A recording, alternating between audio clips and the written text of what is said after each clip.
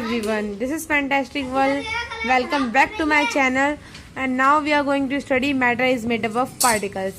Everything around us is made up of tiny pieces of particles. जितनी भी चीज़ें होती हैं हमारे चारों तरफ वो पार्टिकल्स या पीसेस की बनी होती हैं। हमारी बॉडी भी पार्टिकल्स की बनी होती है, हमारी चेयर भी पार्टिकल्स की बनी होती है, टेबल पार्टिकल्स की बनी होती है, और ये जो बुक है जिसमें आप पढ़ाई कर रहे हैं वो भी पार्टिकल्स की बनी हुई है।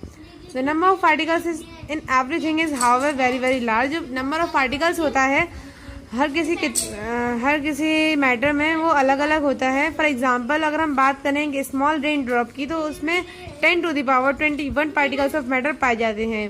जो पार्टिकल्स ऑफ मैटर जो होते हैं वो इतने छोटे होते हैं कि हम उसको किसी हाई पावर माइक्रोस्कोप से भी नहीं देख सकते, लेकिन हम बिना देखे भी बता सकते हैं कि इसके अंदर पार्टिकल्स मौजूद हैं। इसके लिए एविडेंस होता है और हमारे पास एविडेंस है। तो अब हम आगे पढ़ेंगे evidence for particles in matter. तो मतलब ऐसा क्या सबूत है जिसके बलबूते पर हम ये कह सकते हैं, जिसके बेसिस पर हम ये कह सकते हैं कि जो पार्टिकल्स जो मैटर होता है वो पार्टिकल्स का बना होता है। तो ज़्यादातर जो पार्टिकल जो now let's study the evidence for particles in matter. तो अब चलिए हम पढ़ते हैं एविडेंस। एविडेंस क्या है, सबूत क्या है जिसके बिना हम कह सकते हैं कि मैटर में पार्टिकल्स होते हैं। वो आते हैं जो मैटर के जो पार्टिकल्स होते हैं उनका जो सबूत है वो ज़्यादातर डिफ्यूज़न में छुपा होता है। डिफ्यूज़न के एक्सपेरिमेंट से हमें पता पड़ता है कि वो मतलब पार्टिकल्स होते हैं मैटर में। तो यहाँ पर एक एक्टिविटी दी गई है, चलिए इसे पढ़ते हैं और समझते हैं कि कैसे जो मैटर है वो पार्टिकल्स का बना होता है। Dissolving a solid in a liquid, इस एक्सपेरिमेंट को करने के लिए आपको वाटर और पर्पल कलर्ड पोटेशियम परमैंगनेट की ज़रूरत पड़ेगी। पोटेशियम परमैंगनेट एक पर्पल कलर्ड सॉलिड सब्सटेंस होता है और वाटर एक कलरलेस लिक्विड होता है। तो चलिए हम पढ़ते हैं dissolving of potassium permanganate in water. मतलब अब हम पोटेशियम परमैंगनेट का वाटर में डिसॉल्व करने को पढ़ेंगे। When a crystal of potassium permanganate is placed in a beaker of water, अगर हम किसी पानी से भरे बीकर में पोटेशियम परमैंगनेट को डालते हैं तो जो पानी होता है वो धीरे धीरे पर्पल में बदलने लग जाता है। उसका जो कलर है वो पर्पल होने लग जाता है बिना घुमाए, बिना चलाए। जो स्प्रेडिंग है वो पर्पल कलर पोटेशियम परमैंगनेट का वाटर में ऐसे समझ सकते हैं हम, जैसे कि both potassium permanganate crystal and water are made up of tiny particles. मतलब जो पोटेशियम परमैंगनेट होता है जो उसका क्रिस्टल होता है और वाटर जो होता है वो दोनों टिनी पार्टिकल्स का बना होता है। Now let's get study the characteristic of particles of matter। चलिए हम पढ़ते हैं क्या मैटर के पार्टिकल्स की क्या क्या कैरेक्टरिस्टिक्स होती हैं। The important characteristics of particles in matter like atoms and molecules are the following। जो कैरेक्टरिस्टिक्स होती हैं पार्टिकल्स ऑफ मैटर की, एटम्स और मॉलिक्यूल, उनकी कुछ इस तरह होती हैं। जो नंबर 1 पार्टिकल जो कैरेक्टरिस्टिक होती है पार्टिकल्स ऑफ मैटर की, वो सबसे पहले होती है the particles of matter are very very small. मतलब जो पार्टिकल्स होते हैं मैटर के वो बहुत ज़्यादा छोटे होते हैं। Number 2 the particles of matter have space between them. मतलब दूसरा जो है वो है the particles of matter have space between them. मतलब जो पार्टिकल्स होते हैं मैटर के उनमें स्पेस होते हैं, उनमें जगह होती है। Number 3 the particles of matter are constantly moving. जो पार्टिकल्स होते हैं मैटर के वो मूव करते रहते हैं हमेशा। और number 4 the particles of matter attract each other. जो मतलब जो पार्टिकल्स होते हैं मैटर के वो एक दूसरे को अट्रैक्ट करते हैं। तो चलिए सबसे पहले हम पढ़ते हैं the particles of matter are very very small. इसको हम पढ़ेंगे अब डिटेल में। जो वेरी वेरी स्मॉल साइज है पार्टिकल्स ऑफ मैटर का, वो एक एक्सपेरिमेंट परफॉर्म करके हम समझ सकते हैं by using potassium permanganate and water. Potassium permanganate और वाटर का हम एक्सपेरिमेंट करके इसको समझ सकते हैं। जो हमने पहले किया था dissolving a solid in liquid, इसमें वही है। मतलब तो इस एक्सपेरिमेंट में क्या है कि हम सबसे पहले 100 ml वाटर लेंगे बीकर में, फिर उसमें हम पोटेशियम परमैंगनेट के 2 और 3 क्रिस्टल डालेंगे। फिर उसमें से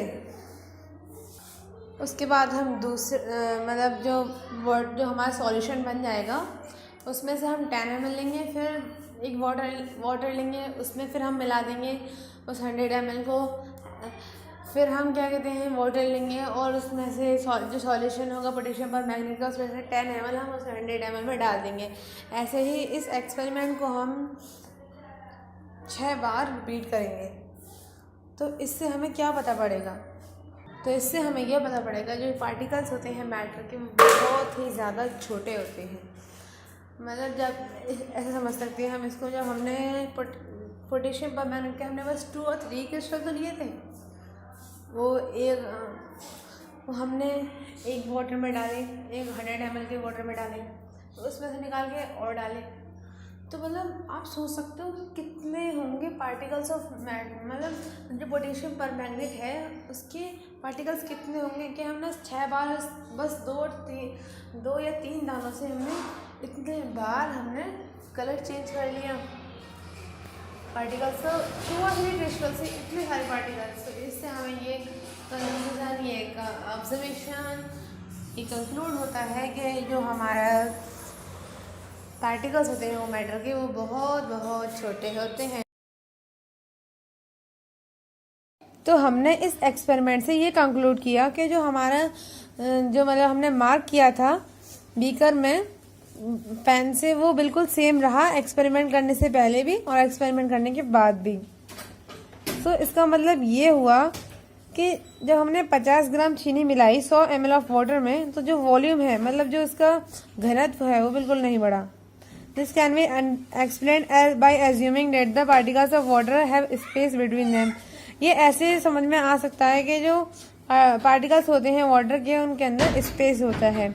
जब हम शुगर को मिलाते हैं वाटर में, तो जो उसके क्रिस्टल होते हैं वो एक दूसरे से अलग होने लग जाते हैं एक छोटे छोटे फाइन पार्टिकल्स में।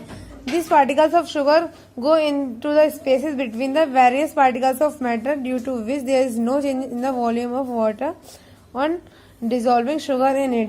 तो जो पार्टिकल्स होते हैं शुगर के, वो जो पार्टिकल्स होते हैं वाटर, मतलब जो पार्टिकल्स होते हैं शुगर के, वो वाटर के पार्टिकल्स में जाके मिल जाते हैं, जिसमें वॉल्यूम में कोई चेंज नहीं होता। This also gives another conclusion that the particles of or molecules in water are not tightly packed. They are somewhat loose, having space between them. और ये हमें दूसरा कंक्लूजन देता है कि जो पार्टिकल्स होते हैं मॉलिक्यूल्स वाटर में, वो टाइटली पैक नहीं होते, वो थोड़े से लूज होते हैं, उनके अंदर जगह होती है। Now let's study the third characteristic of particles of matter. Right, the particles of matter are constantly moving. मतलब जो पार्टिकल्स होते हैं मैटर के, वो कॉन्स्टेंटली मूविंग करते रहते हैं। The best evidence that particles of matter are constantly moving which comes from the studies of diffusion and Brownian motion. तो जो बेस्ट एविडेंस है पार्टिकल्स ऑफ मैटर का जो कॉन्स्टेंटली मूव करते रहते हैं, वो हमें मिलता है डिफ्यूजन और ब्राउनियन मोशन की स्टडीज से, जो हमने पहले हम पढ़ चुके हैं। We will now describe two more experiment involving diffusion in gases and diffusion in liquid, which will show that the particles of matter, gases and liquid are constantly moving. तो हम कुछ एक्सपेरिमेंट करेंगे जिसके बेसिस पे हम पता करेंगे कि जो पार्टिकल्स ऑफ मैटर हैं वो कैसे कॉन्स्टेंटली मूविंग करते हैं। तो सबसे पहला जो एग्जांपल है वो है हमारा इंसेंस स्टिक, मतलब अगरबत्ती का। जब हम कोई अगरबत्ती जलाते हैं किसी अपने घर में, तो जो उसकी खुशबू होती है वो पूरे घर में फैल जाती है। तो इसको हम ऐसे समझ सकते हैं कि जो अगरबत्ती में जो मॉलिक्यूल्स होते हैं, अगरबत्ती का जो है, जब हम उसको जलाते हैं तो जो उसके पार्टिकल्स होते हैं वो एक दूसरे से सेपरेट होने लग जाते हैं, तो और वाटर जो एयर के जो पार्टिकल्स होते हैं उसमें वो मिल जाते हैं। Now let's study the fourth characteristic of particles of matter. That is the particles of matter attract each other. मतलब जो पार्टिकल्स होते हैं मैटर के, वो एक दूसरे को अट्रैक्ट करते हैं। There are some forces of attraction between the particles of matter which bind them together. Particles of matter जो होते हैं उनके बीच में तो कुछ फोर्स ऑफ अट्रैक्शन होती है जो उनको बांधे रखती है। जो फोर्स ऑफ अट्रैक्शन होती है पार्टिकल्स के बीच में सेम सब्सटेंस में, उसको हम कोहेजन बोलते हैं। The force of attraction of cohesion जो है वो अलग अलग मैटर, अलग काइंड्स ऑफ मैटर में अलग अलग होती है। ये हमें इस एग्जाम्पल को पढ़ के और क्लियर हो जाएगा। If we take a piece of chalk, अगर हम किसी चॉक के पीस को लेते हैं और एक आइस का क्यूब लेते हैं और एक आयरन नेल लेते हैं, कील लेते हैं और उसको and beat them with the hammer, और उसको हथौड़ी से के साथ पीटते हैं, we will find that it is easy to break the piece of chalk into smaller particles. It requires more force to break a cube of ice, whereas the iron nail does not break at all even with a large force. तो हम ये पाते हैं कि जब हम हथौड़ी से उसको मारते हैं,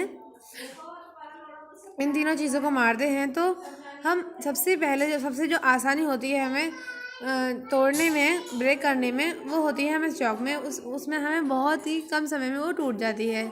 और बर्फ़ को तोड़ने के लिए थोड़ी सी हमें ज़्यादा फोर्स चाहिए होता है, लेकिन हम ज़्यादा, और अगर हम बात करें आयरन नेल की, मतलब कील की, तो उसमें तो हम ज़्यादा फोर्स लगाते हैं तब भी नहीं टूट पाती है वो। तो इससे हमें ये पता पड़ता है कि जो फोर्स ऑफ अट्रैक्शन होती है जो पार्टिकल्स के बीच में चौक के, वो बहुत ही कमज़ोर होती है। जो चौक के पार्टिकल्स के बीच में जो फोर्स ऑफ अट्रैक्शन होती है वो बहुत ही कम होती है, बहुत ही वीक होती है, बहुत कमज़ोर होती है। और जो फोर्स ऑफ अट्रैक्शन होती है पार्टिकल्स ऑफ आइस में, मतलब आइस के पार्टिकल्स में जो फोर्स ऑफ अट्रैक्शन होती है वो थोड़ी सी मजबूत होती है, थोड़ी। और लेकिन अगर हम बात करें पार्टिकल्स ऑफ आयरन की फोर्स ऑफ अट्रैक्शन की, तो वो बहुत बहुत ज़्यादा स्ट्रॉन्ग होती है। Let us take another example. चलिए दूसरा एग्जांपल देखते हैं। We can move our hand through air very very easily because the force of attraction between the air particles of air which is a gas is very very small. हम अपना हाथ हवा में बहुत बहुत आसानी से घुमा सकते हैं, क्योंकि जो फोर्स ऑफ अट्रैक्शन होती है पार्टिकल्स ऑफ एयर में, मतलब गैस में, बहुत ही कम होती है। इट इज़ नेग्लिजिबल, ना के बराबर होती है। We can also move our hand through water in a bucket fairly easily because the force of attraction between the particles of water which is a liquid is also small. हम अपना हाथ अगर किसी बाल्टी में डालें, किसी बकेट में डालें, वाटर की बकेट में, तो फिर उसमें भी हम आराम से अपना हाथ घुमा लेते हैं, क्योंकि उस जो वाटर होता है उसमें फोर्स ऑफ अट्रैक्शन छोटी होती है। But we can not move our hand through a plank of wood because the force of attraction between the particles of wood which is a solid is very strong. क्योंकि जो force of लेकिन हम लकड़ी के अंदर से अपना हाथ नहीं घुमा सकते, क्योंकि जो फोर्स ऑफ अट्रैक्शन होती है वुड में वो बहुत बहुत ज़्यादा होती है, बहुत बहुत ज़्यादा स्ट्रांग होती है। And if we try breaking through a plank of wood and break into two, अगर हम क्या कहते हैं उसको तोड़ने की कोशिश करेंगे with blow of our hand will be hurt. अगर हम उसको तोड़ने की कोशिश करेंगे तो हमारे हाथ में चोट लग जाएगी। It needs a karate expert to move his hand through a plank of wood and break it in two. अगर हमें किसी लकड़ी को तोड़ना है तो हमें एक कराटे एक्सपर्ट की ज़रूरत पड़ेगी लकड़ी को दो हिस्सों में तोड़ने की। In general the force of attraction is maximum in the particles of solid and minimum in the particles of gaseous matter. तो इससे हमें ये कंक्लूजन मिला कि जो फोर्स ऑफ अट्रैक्शन होती है वो सबसे ज़्यादा सॉलिड मैटर के पार्टिकल्स में होती है, और जो सबसे कम होती है वो गैसियस मैटर के पार्टिकल्स में होती है। तो इसी के साथ हमने अपने जो कैरेक्टरिस्टिक्स हैं वो मैटर की वो फिनिश कर लिया है। तो मिलते हैं आपको नेक्स्ट वीडियो में।